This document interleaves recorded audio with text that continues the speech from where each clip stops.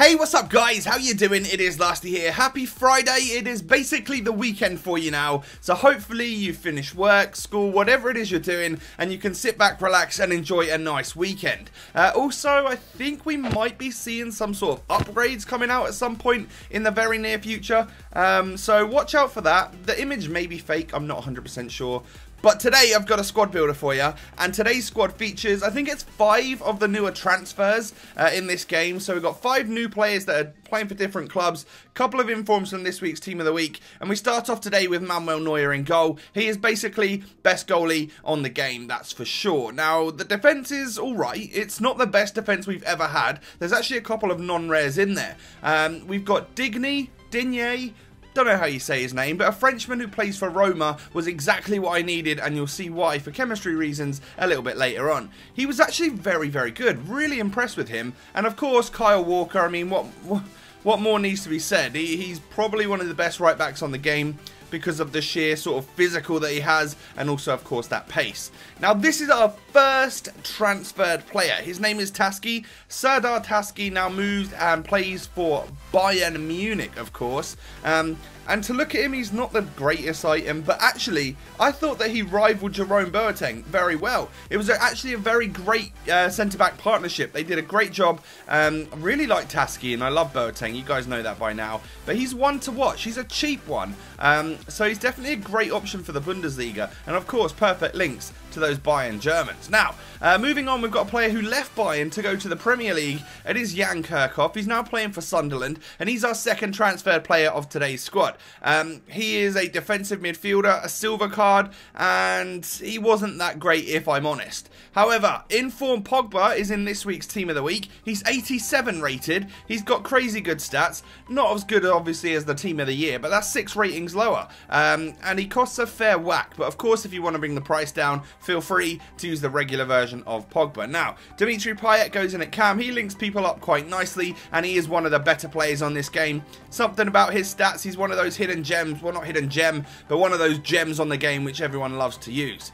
And our front 3 are all transferred. We've got Andros Townsend, who has of course moved clubs in the BPL to play for Newcastle. He's a lower rated gold. He's very, very quick. And one thing that I found is that he was everywhere. He actually helped out in defense and stuff as well. And then we got Doumbia.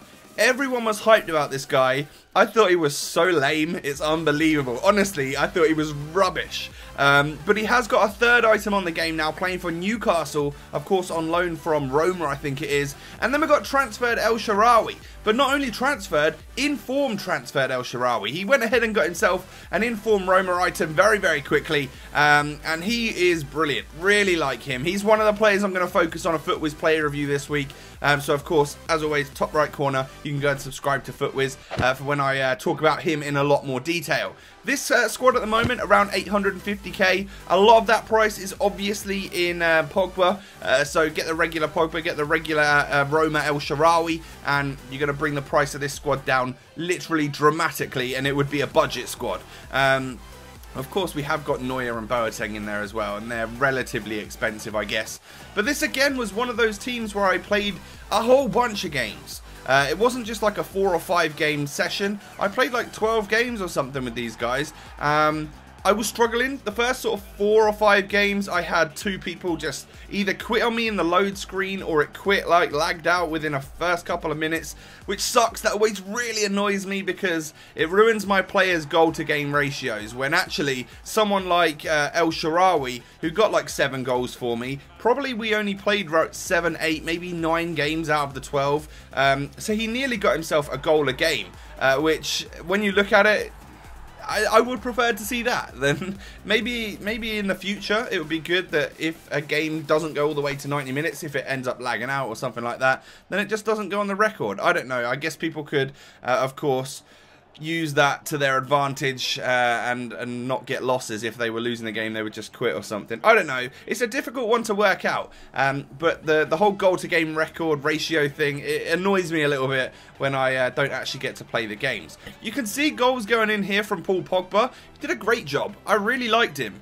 I love his regular item. His inform item seems very, very good again. And as you guys know, I'm absolutely like I think there's a bit of a problem. I might be a little bit in love with his Team of the Year item, and I know that's a bit weird to say about a thing on a game, but of course I'm just kidding. He's a very, very good player on this game. He suits the role of Ultimate Team perfectly, and that was a banger off the bottom of the bar, wasn't it? I love those shots. They are probably my favourite. Anything that hits the bar, goes in off the bar, in off the post, I just love it even more, because that means that you literally hit the shot as high or as wide as you possibly could have done.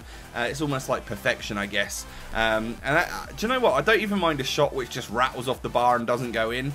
I like them as well. I don't know what it is. Again, a weird sort of like thing there for me. But El Shaarawy, he's a real monster. He's like, you go down the left wing, you cut inside using a Berber spin, you use his pace, you use no-touch dribbling, all sorts of stuff like that. Really, really great little player. Now, don't get me wrong, you're never ever going to get that El Shaarawy, which was a complete and utter gem from FIFA 12 when he was silver playing for Milan. He had 4-star weak... No, he had 5-star skills, 5-star weak foot, didn't he? He was like the perfect player. And you're not going to get that anymore because... They don't want him to be like that. I don't know. It would be amazing if he could get upgraded back to that, but those were the good old days when El Shaarawy was an absolute beast. As you can see, he's scoring loads of goals here. I will talk about him in a lot more detail over on the FUTWIZ channel. If you wouldn't mind smashing a like on today's video, that would be awesome. As I said, keep your eyes open for some upgrades later. I'll do a video about it if it does happen. Thanks so much for watching. Subscribe if you're new, and I will catch you next time, boys. Peace.